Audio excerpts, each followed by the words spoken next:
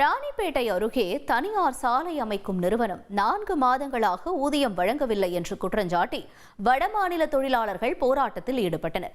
கூடுதல் விவரங்களுடன் செய்தியாளர் சதீஷ் இணைகிறார். விவரம் என்னவென்று அறிவோம். சதீஷ், வணக்கம். தொடர்ந்து இவர்கள் வைக்கக்கூடிய கோரிக்கைகள் என்னவாக இருக்கிறது? விவரங்கள் என்ன? வணக்கம். சென்னையிலிருந்து பெங்களூரு வரை செல்வதற்காக பறக்கும் சாலைகள் அமைக்கும் பணிகள் கடந்த சில மாதங்களுக்கு முன்பு தொடங்கி தற்போது நடைபெற்று வருகின்றது. இதில் ஸ்ரீபெரும்புதூர் பகுதியிலிருந்து ஆந்திர மாநிலம் பழமநேரு வரை சாலை அமைக்கும் பணிகளை டிபி ஜெயின் என்ற தனியார் நிறுவனம் ஒப்பந்தம் எடுத்து அந்த பணிகளை மேற்கொண்டு வருகிறது.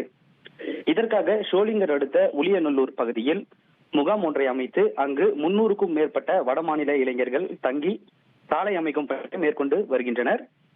இந்த நிலையில் இவர்களுக்கு கடந்த சில 4 மாதங்களாக முறையாக ஊதியம் வழங்கப்படவில்லை என கூறப்படுகிறது.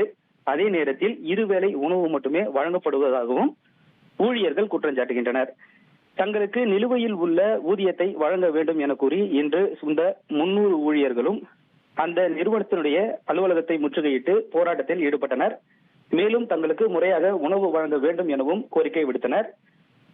இது குறித்து தகவல் அறிந்த கொண்டபாளையம் போலீசார் அந்த பகுதிக்கு விரைந்து வந்து போராட்டத்தில் ஈடுபட்ட ஊழியர்களுடன் பேச்சுவார்த்தை நடத்தியுள்ளனர். இந்த சம்பவம் தொடர்பாக உரிய நடவடிக்கை எடுப்பதாக உத்தரவாதம் அளித்துள்ளனர். இதனால் போராட்டம் தற்காலிகமாக நிறுத்தி வைக்கப்பட்டுள்ளது. இந்த சம்பவம் அந்த பகுதியில் பெரும் பரபரப்பை ஏற்படுத்தியுள்ளது.